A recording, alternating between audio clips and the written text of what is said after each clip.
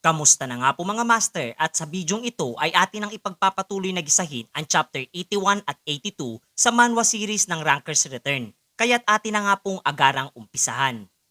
Sa sumunod nga ng mga eksena ay sadyang naging mas marahas ang labanan sa pagitan nitong si Yunwo at ni Reina. Subalit sa uli ay mas nanaig pa rin ang kausayan nitong binata at literal na halos mapaluhana itong dalaga sapagkat hindi niya matanggap ang kanyang pagkatalong nalasap. Magkaganoon man, sa kabila ng ipinakitang katibayan nitong si Yunwo, ay taliwas naman ito sa likod ng kanyang maskara at aminadong muntika na nga raw siyang matalo sa kanilang isinagawang duelo at labis na namamanga sa lakas ng dagdag abilidad na ipinagkakaloob ng third job class advancement na siyang mas talong nagpapaigting sa kagustuhan nito na maabot na ang ika-200 level upang magtaglay din siya ng ganoong klase ng kakayahan. Literal na natapakan nga nitong ating pangunahing tauhan ang pride mayroon etong si Reina kung kaya't mas minabuti niyang iabot ang kanyang palad at purihin ang ipinamalas nitong kahusayan laban sa kanya at kapwa nga naglahad ng pagnanais na siya ay maging kabilang sa kanyang kaibigan sa larong arena na ikinabigla namang marinig nitong si Reina ngunit sa uli ay tinanggap pa rin nito. Ang kanyang pagkilos na isinagawa ay sadyangang hindi magawang paniwalaan nitong kanyang kaibigang si Yang Chan. Lalo na ang mapapayag ito na i-video ang kanilang labanan pati na rin ang pagtataya ng kanilang EXP points. Dagdag pa nga nitong si Yunwo na naging kabilang nga rin daw itong dalaga sa listahan ng kanyang mga kaibigan sa larong arena na talagang hindi magawang maunawaan nitong kanyang matalik na kaibigan ang klase ng isipan mayroon etong binata. Iniba na nga lamang nitong si Yunwo ang takbo ng kanilang talakayan at ninais na malaman kung anong level na itong kanyang kaibigan sa kasalukuyan na sinagot naman itong level 199 na. Kaniyang pinayuhan etong si Yang Chan na mas mainam na abutin na nito ang level 200 bago matapos ang isang linggo sapagkat ayon nga raw sa update ng isinasagawang MS Quest ay natagpuan na ang pinakabase ng mga rebelde at nangangahulugan lamang daw ito na nalalapit na ang pag-uumpisa ng main event para sa nasabing gawain.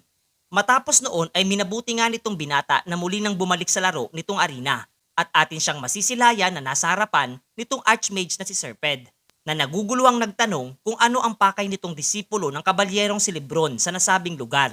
Sinagot naman siya nitong binata na naroroon lamang siya upang ipagbigay alam sa kanya sa kasalukuyan na natagpuan na ang pinakabase nitong Alkil. Do'y mas minabuti namang ihayag nitong Archmage na kasalukuyang maaari na ring gamitin ang ikasampung bahagi ng pagsusulit na literal na ikinatuwang mapag-alaman nitong si Yunwo.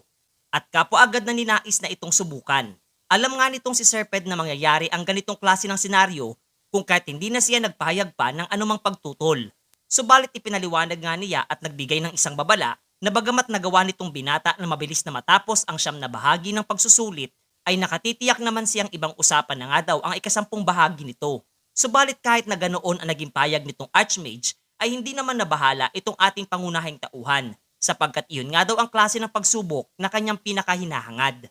Pagkatapos ay agaran nga siyang napadpad sa isang malawak na pasilyo at ayon nga sa system na ang naturang bahagi nitong pagsusulit ay masusubok ang limitasyon ng kanyang kakayahan at abilidad. Napaisip nga siya ng bagya, subalit kasabay nga noon ay agad niyang napuna ang isang kakaibang imahe mula sa kanyang likurang bahagi at doon kaagad naunawaan kung ano ang nais ipahiwatig sa kanya nitong system sapagkat itong araw ay magiging isang laban sa pagitan niya at ng kanyang doppelganger.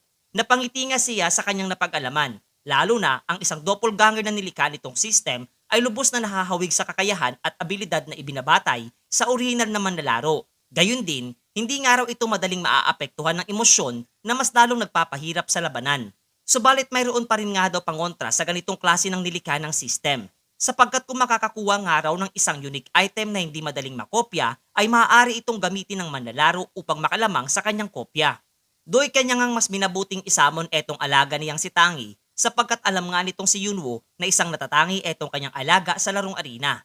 Wala ngang paligoy-ligoy na tinanong niya etong si Tangi kung nagnanais ba itong sapakin ang isang kagaya niyang bossing na sadyang ikinabigla nitong marinig. Napaisip nga etong kanyang alaga na malamang ay isa lamang itong reverse psychology kung kaya't seryoso niyang nasambit na bakit nga raw niya maiisip ang ganong kasamang bagay para sa kanyang amo.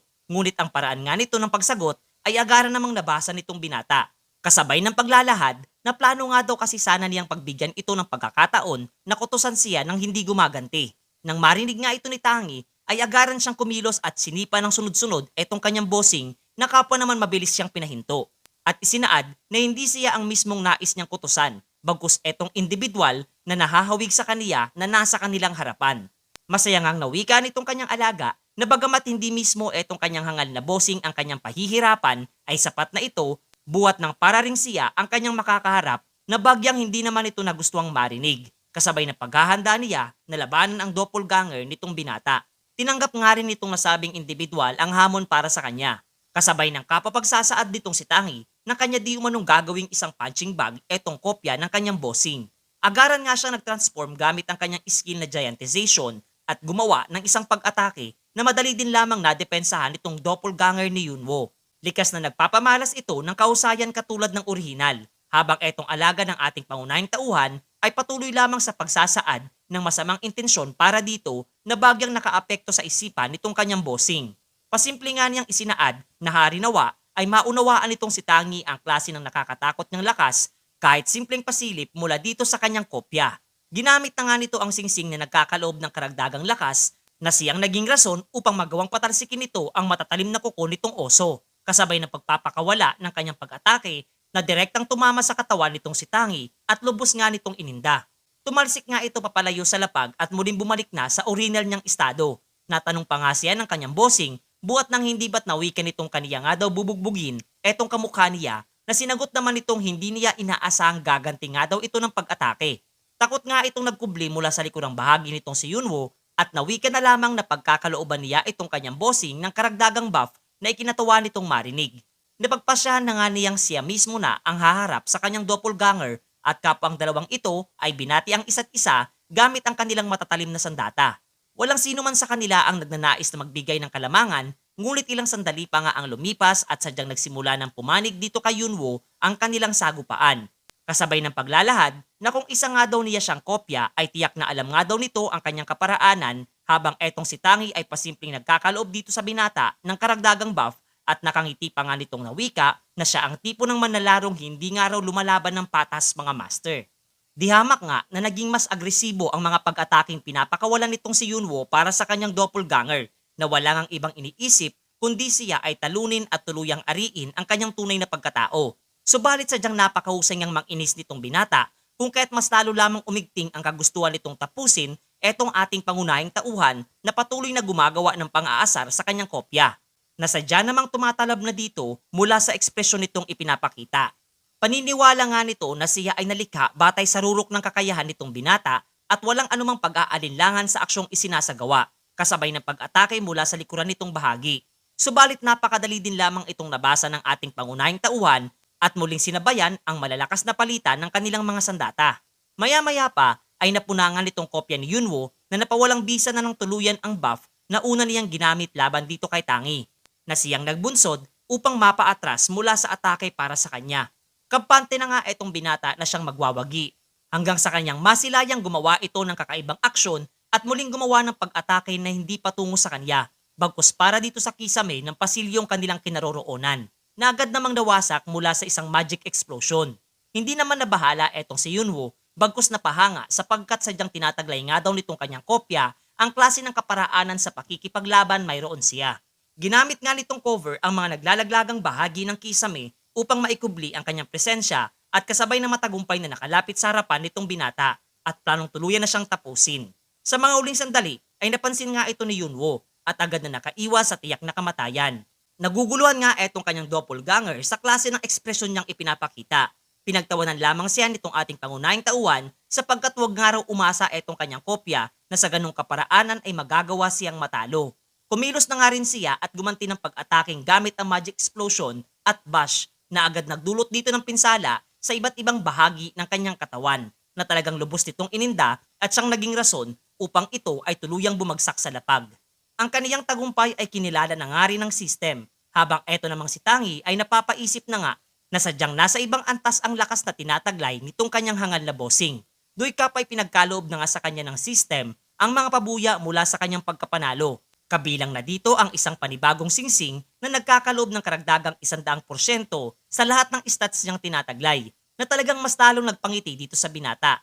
Pinagkalooban nga din siya ng isang mapa hanggang sa kanyang naalala ang isang bagay na dapat nga daw niyang isagawa. Kung kaya't nakiusap nga siya kay Serped na kung maaaring gamit ang kanyang mahika ay idala siya patungo sa isang partikular na village na bagyang hindi naman ito nagustuhan. Sa ibang bahagi nga nitong nasabing laro ay ipinakita sa atin etong mga bigating manlalaro na kasalukuyang nagkakatipon-tipon. Kabilang na dito ang New World Guild, Pioneer, Mano, Guryong, Phoenix, Red Bull America, New York Warriors at marami pang iba. Ito nga ay nangyari mula sa paanyaya nitong si Kim Seok-jong, habang ito namang leader ng Phoenix Guild ay agaran namang hinangad na malaman kung ano ang rason ng kanyang biglaang paanyaya.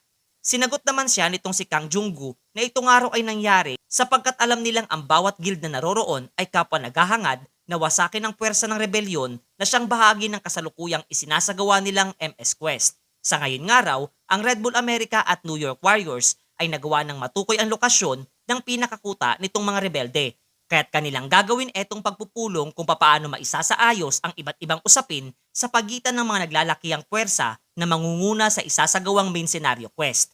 Dagdag pa nga nitong si Kim Seok-jong na hindi pa sila makapag-uumpisa sa kanilang paghahanda buhat ng may isang mahalagang grupo pa silang hinihintay na dumating. Maya-maya pa ay bumukas na nga itong pinto ng nasabing silid at do'y makikita natin etong si Alibos na agad dumingi ng paumanhin sa kanyang huling pagdating. At ang pagdating nga niya sa lugar na iyon ay agad na pumukaw sa atensyon nitong si Naket, Patrick at Reyna. Agad namang natanong nitong binata kay Kim Seok-jong kung ano ang rason at bakit niya bigla ang hinangad na magpatawag ng isang pagpupulong. Subalit bago pa man ito tuluyang masagot ng nasabing guildmaster ay may isang individual na nasa silid ang nagpahayag ng hindi pagsang-ayon na maging kabilang dito ang isang tagalabas. Siya nga ay si Jung Han Baek na may alias na Sword Eagle Rock at siyang kumakatawan sa JT Telecom. Binigyang din pa nga niya na walang kinabibilangang guild etong si Alibos o anumang kaugnayan sa mga grupong naroroon, kaya't hindi nga daw nila ito dapat makasama. Subalit ang kanyang mga binitawang maaanghang na salita ay agad namang pinawalang bisa nitong si Kim Seok-jong at tinawag pa ngang kaniyang kaibigan etong si Alibos. Gayun din, labis nga niyang hindi nagustuhan noong marinig niya ang payag na malamang kaya siya ganito ay dahil nga daw naiinis pa siya mula sa pagkatalong kanyang sinapit sa nagdaang King of the Masked Combat. Ang payag na ito ay nagmula nga kay Ket na patuloy na ipinamumukha kay Jung Han Baek ang kasalukuyang pwestong pinangahawakan sa larong arena. Gayun din mukha nga raw wala itong ideya na etong si Alibos ang siyang nagpasimula ng pagbubukas ng kasalukuyang main scenario quest.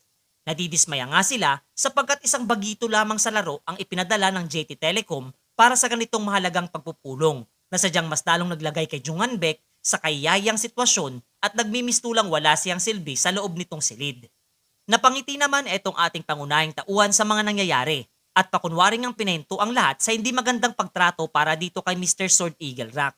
Sapagkat malamang kaya ito ganito ay dahil sa hindi magandang kalagayan ng JT Telecom sa larong arena.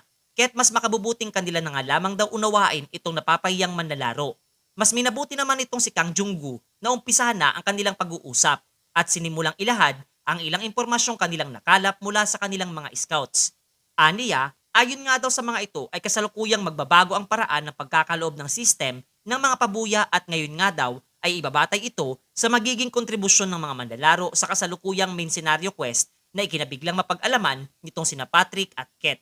Sa ngayon nga daw, ang pagwasak sa base ng mga rebelde ay hindi nila masasabing ang pinakamahalagang parte ng main scenario quest. Buhat ang magawang mapigilan ang puwersa ng mga rebelde na labanan ng imperyo ang pinakaimportante sa lahat. Dagdag pa nga niya na plano ng New World Guild na isagawa ng mabilis ang MS Quest at magawang bawasan ng pinsala sa kanilang puwersa upang mas maging malaki ang pabuya na maaari nilang matanggap. Pagkatapos ay napatingin nga siya kay Kim Seok-jong na agad namang naunawaan na oras na upang siya naman ang magsalita. Kaya't wala nga itong paligoy-ligoy pa na inilahad ang isang paanyaya na samahan nga daw nila etong New World Guild sa pagtatag ng isang malaking alyansa para sa main scenario quest. Ang aksyon nga nitong sina Kim Seok-jong ay isang pagkilos na hindi inaasahan nitong ating pangunahing tauhan at lubos na napapaisip kung ano nga daw ba ang tunay na hinahangad nitong New World Guild para magpasya na gumawa ng isang alyansa para sa darating na climax ng main scenario quest mga master.